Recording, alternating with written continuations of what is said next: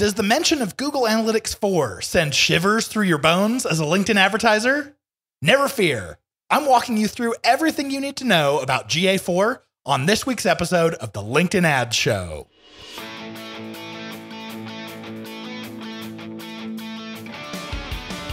Welcome to the LinkedIn Ads Show.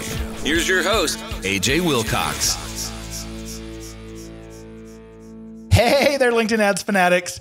Universal Analytics is now gone, and Google Analytics 4, or GA4, as we'll call it, is the new reality for us marketers. I don't want you to miss a beat during this transition, so we're going to go through everything that you need to set up and use in the new GA4 that will help you analyze your LinkedIn ads traffic. So this isn't going to be a resource for setting it up. You should already have GA4 set up, so I'm not going to go through any of that. But my aim here is to give you all the tools to analyze your LinkedIn ad-specific traffic. We're going to go over which reports to use to actually analyze your LinkedIn ads traffic, plus specific events that you'll create to show engagement from your ad audiences, and how to create conversions from them.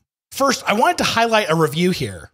Vadim Eisenstein left a review that says, one of the most awesome professional marketing knowledge sources out there. As a performance marketer, I quite often find myself looking for inspiration and knowledge. The problem is the mass of BS and fluff quote unquote experts out there that help fill the airwaves with irrelevant and misleading content. AJ's blog and podcast is an oasis of amazing insights and guides for marketers who actually want actual results and not just show that they're making noise out there. Thanks, AJ. Hey, Vadim, I really appreciate such an awesome review for us. We try extremely hard to make sure that there's no BS here and that the information we're putting out is exactly what we wish someone would be able to share with us as we were learning. And please, everyone who's listening, do go leave us a review. It is by far the best way that you can say thank you for us coming out with this content every week. And of course, I want to feature you here on the podcast as well. All right, without further ado, let's hit it. As an advertiser on LinkedIn, you're likely not just sending all of your traffic to a form asking for a conversion, or at least I hope you're not. So in this case, you're paying high LinkedIn prices for traffic, but you won't have conversions to show for it, at least not yet. But how nice would it be if you had some proof that the traffic was actually working? They were engaged with your content. They were liking what you were putting out. I've got two great ways for you to do exactly that. The first is called a scroll depth event. We've linked down in the show notes to an article by datadrivenyou.com, and it walks you through exactly how to do this through Google's Tag Manager. Essentially what you're doing is you're telling Google Tag Manager to watch and see what the user is doing. Once they scroll past a certain depth of the page, it can fire an event that then gets logged into Google Analytics. Now, it's important to know that by default, Google Analytics 4 has an event that is called Scroll Event, but it has some serious disadvantages. So I'm going to help show you how to customize yours so you can get past all these. The default Google Analytics 4 scroll event, it triggers only when visitors get to 90% of the web page, so almost the bottom. This is actually pretty good practice because many websites have footers that take up a little bit of room, so you don't actually expect people to make it to a full 100% scroll if they've consumed all the content. So 90% is a good rule of thumb. But relying solely on a 90% scroll depth is pretty weak in my book. I would like to go and add another couple scroll depths that would help us understand how intensely people are engaging with our website. So go read the article on Data Driven You that will walk you exactly through how to do this. My recommendation would probably be to create one event that's at 50% scroll, another one that's at 70% scroll, and then the default GA4 one is going to trigger at 90%. So now you have three ways of finding out how many people are scrolling past 50%. One little correction that I have for the Data Driven You article as you're following it through, we tried to follow it. So about halfway down the article where it actually starts teaching you how to set this up, the headline here says, how to set up scroll depth in Google Analytics 4 with Google Tag Manager. And it starts with a tip. It says, before you begin, copy the measurement ID on the top of your Google Tag Manager account. You will need this in step 4. And then when we got down to step 4, we actually tried to create this event using the Google Tag Manager ID, and it actually fired an error. So we figured out what it's actually asking for is the Google Tag Measurement ID from Google Analytics 4. It starts with a G-. But other than that, that article is perfectly helpful at helping you get this set up. As an overview, what you're going to do is go into your Google Tag Manager, you create a new tag called scroll depth, and then you're going to define how deep that depth is. You have 3 different choices. You have a scroll depth threshold, so past a certain threshold. You have a certain number of pixels or percentage, and then you can also fire an event based off of scroll direction, if they're scrolling vertically or horizontally. So once you've created these scroll depths inside of Google Tag Manager, now you go into Google Analytics to set to recognize those events. And the cool thing about this is they're already there. That's right. You don't actually have to go into Google Analytics and do anything. These events are being pushed right into Google Analytics. And all you need to do is know where to see them so that you can make use of them in your reports. We'll get to that here in a little bit. And I decided to make my scroll depths based off of percentages, like I said, 50%, 70%, and 90%. But you can decide to do it however you want. You can even do a certain number of pixels down the page or anything like that. I just thought percentage was sure nice. Okay, so what if you don't really care about scroll depth? So scroll depth isn't the end all be all, because sometimes we want to measure how long they're spending on the site. So the next thing we want to do is create time on site events. In the show notes, we linked to a really good YouTube video that walks you through exactly how to create these. Again, this is in Google Tag Manager. Similar to scroll depth, GA4 already has a way of telling whether someone is engaged for a certain amount of time. GA4 has an event that comes with it called Engaged Sessions. Now, Engaged Sessions is anyone who stayed around longer than 10 seconds or converted or had 2 or more page views. So yeah, that's nice, but you know me, I want a little bit more control here. I want to fire an event anytime someone makes it to a 1-minute time on site, a 3-minute, and a 5-minute time on site. I feel like if someone spends 5 whole minutes on our website, they are probably super engaged. All right, so what you do is you go and create an event inside of Google Tag Manager, and I called my first one Web Page Timer 1 minute. And then for the trigger, I triggered it to fire at the interval of 60,000 milliseconds. So that equals 1 minute. So if you wanted to follow our lead here, you're going to make a 3-minute one, and that's going to be 180,000 milliseconds. And then a 5-minute one will be 300,000 milliseconds. All right, so that's all the math that you're going to have to do here. So again, go follow that YouTube video. We've linked to it down below. It's super easy, and that's going to get you as many of these page timers as you want to fire. So as you'd guess, now you have these scroll depth triggers that are firing, and you have time on site triggers that are firing. And Google Analytics 4 is waiting for these to come in and allowing you to just add them to your reports willy-nilly. It's great. All right, here's a quick sponsor break, and then we'll dive into setting up conversions and letting you know which reports to use. The LinkedIn Ads Show is proudly brought to you by B2Link.com, the LinkedIn ads experts. Managing LinkedIn ads is a massive time and money investment. Do you want your return? Consider booking a discovery call with B2Linked, the original LinkedIn ads performance agency. We've worked with some of the largest accounts over the past 12 years, and our unique scientific approach to ads management, combined with our proprietary tools, allow us to confidently optimize and scale your LinkedIn ads faster and more efficiently than any other agency, in-house team, or digital ads hire. Plus, we're official LinkedIn partners. To schedule a discovery call, just go to b2linked.com/apply, and we'd absolutely love the chance to get to work together. All right, let's jump back into it.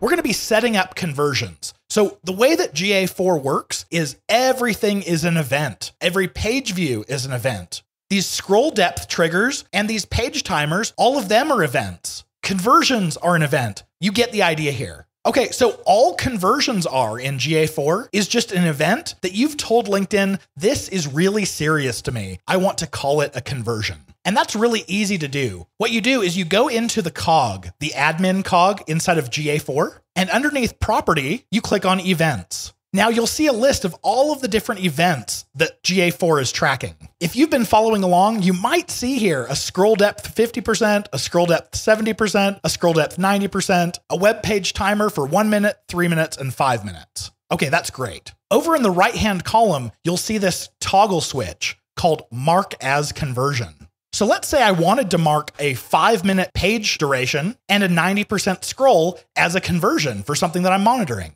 I can flip that little toggle switch to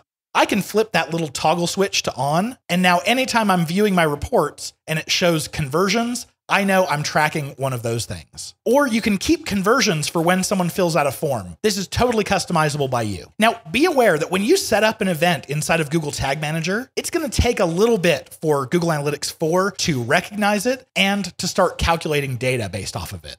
So don't be upset if you've set this up inside of Tag Manager and then you go inside of GA4 and you don't see it as an event yet. Don't worry, it'll happen. Give it a day or two. So if you had already set up conversions in Google Analytics, chances are all of those conversions that you had previously created got automatically added to your new GA4 property. That happened with all of ours that we had set up. We didn't have to create a single conversion event. But what if you want to create a new conversion event? Let's say you just came out with some new landing pages or a new thank you page and you want to create a new event inside of GA4. That's pretty easy. We were already here, but click on the cog, the admin cog, and then go down to events under property. And here you can click the button that says create event. Now it's a little bit tricky. This is very technical, the way that they have things worded. So I actually had to look up some help for it. So for my event name, this one's easy. I just typed whatever, like a thank you page. Then down below, you have 3 boxes. You have a parameter, an operator, and a value. For parameter, you put page location. This is for if someone makes it to a thank you page, you want to call them a conversion. So that's a page location. Then the operator, we did contains, and then the value is what you actually have in your URL. So in this case, we just said any page that contains thank-u, let's call that as a conversion. And that's nice and easy. You would just hit submit there, and we've now created a conversion event inside of GA4. Very cool. Now what you do is go down in that list of existing events, go find your new one that you've created and toggle that switch to mark as conversion. And now all of your reports are going to see that as a conversion. Very cool. All right, so this is where rubber hits the road. Now we want to start talking about the kinds of reports that you can run and look at and actively manage inside of GA4 in order to tell what your LinkedIn ads traffic is doing. There are 2 ways that you can do this.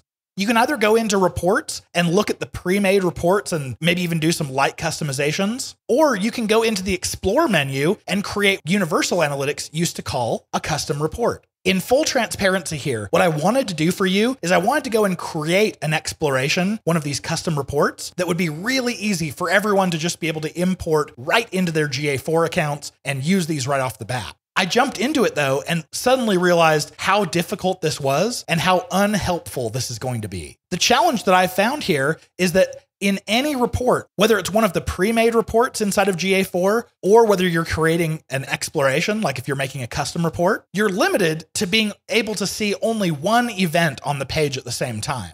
That's actually not true. You can either see all events or you can filter down to a single event. So what I really want to do is I want to create an exploration, a custom report here that shows me based off of my ad or my campaign, how many 1-minute timers fired, how many 3-minute, how many 5-minute timers fired, how many scrolls got down past 50%, 70%, and 90%. I want to see all of that on one page. Well, here's the big weakness in GA4. You can only really have one event on the page at the same time. So as much as I would love to have a single report that would be so easy for everyone to scroll through once and see exactly what their different ads were doing, I ended up giving up and going right back to the old pre-packaged reports. The way that I do this is I go to reports in the left-hand navigation, and then I click on acquisition under lifecycle, and then traffic acquisition. This is the report that is going to tell you about where you're getting traffic from. And when you're advertising, this is the right option. We want to analyze where we're getting our traffic from.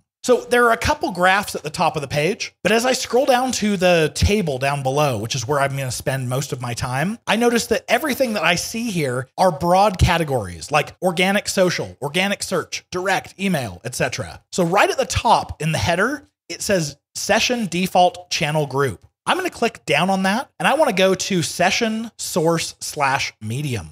So what this does is it breaks down all of my traffic by the source and the medium, all in one column, which is very cool. And I can see source mediums here like Google organic, LinkedIn organic, LinkedIn paid, Bing organic, etc. Now, if you've been listening for a while, we've talked pretty good length about reporting and UTM parameters. I'm a big fan of being able to break down all performance all the way down to the unique ad level. The way we do that is through the UTM content parameter. So every one of our ads, if you look at the UTM content parameter, it identifies the exact ad. And these are all 100% unique. So what I could do is right next to the header there that now says session source/medium, I can click the little down arrow, and this is us adding a secondary dimension. And immediately you're on a search box. So I just searched for content and found session manual add content. So this is the UTM content parameter that was set manually by the URL that occurred at the beginning of the session.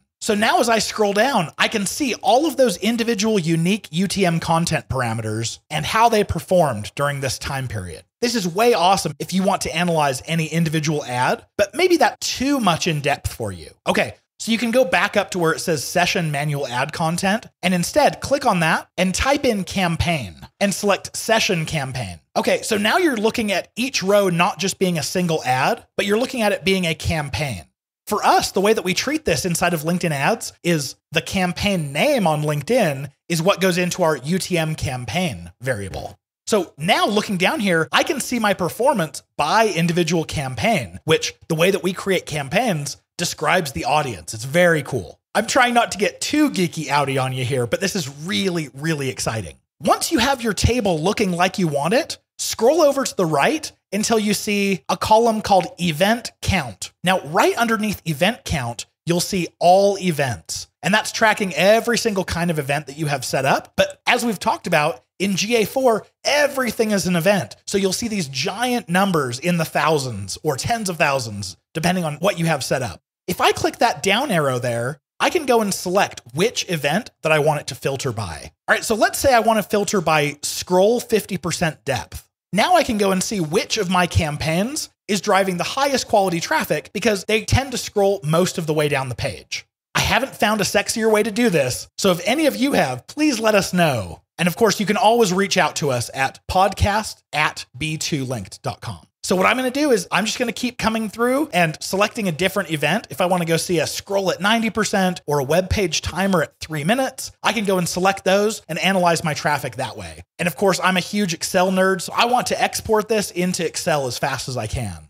But boy, it's got me wishing that I could see all of this on a single page. So if any of you know how to do it, please do think to reach out. So once I got this to where I wanted it, I clicked on the little pencil to customize the report. I saved it as a report in my library. So I thought, hey, this will help me a little bit to just make sure that I don't have to set all this stuff up again in the future. Well, I came back after the weekend and went and clicked on my report that I'd created. And sure enough, it had just all reset back to default. So I had to create it again anyway. I'll chalk this up to one of the weaknesses of it just being GA4 and still being new, but I do hope this all gets fixed in the future. All right, so there you have it. This should be everything that you need to make Google Analytics 4 sing and work for you as a LinkedIn ads expert. I've got the episode resources for you coming right up, so stick around.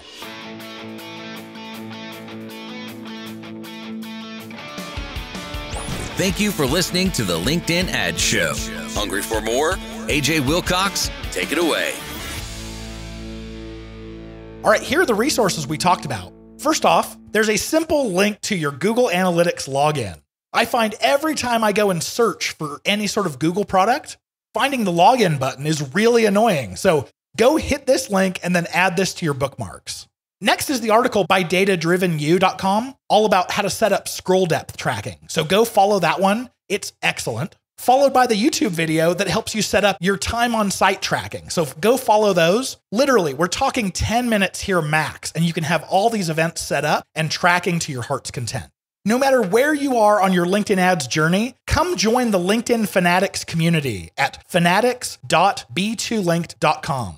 This is where you're going to find the community of other LinkedIn ads experts, as well as all 4 of my courses taking you from beginner to expert with LinkedIn ads. Plus, if you join the community as a super fanatic, you'll get to join a weekly call with me where I can give you direct feedback on the campaigns you're running. Plus, if you sign up before August 1st, you'll get grandfathered into our lowest pricing ever. So go join immediately and hop in either as a fanatic or a super fanatic, and we're excited to see you there. If this is your first time listening to the podcast, make sure to hit that subscribe button. But if this is not your first time listening, if you're a loyal listener, please do go, especially to Apple Podcasts, and rate and review us there. And of course, I'd love to shout you out.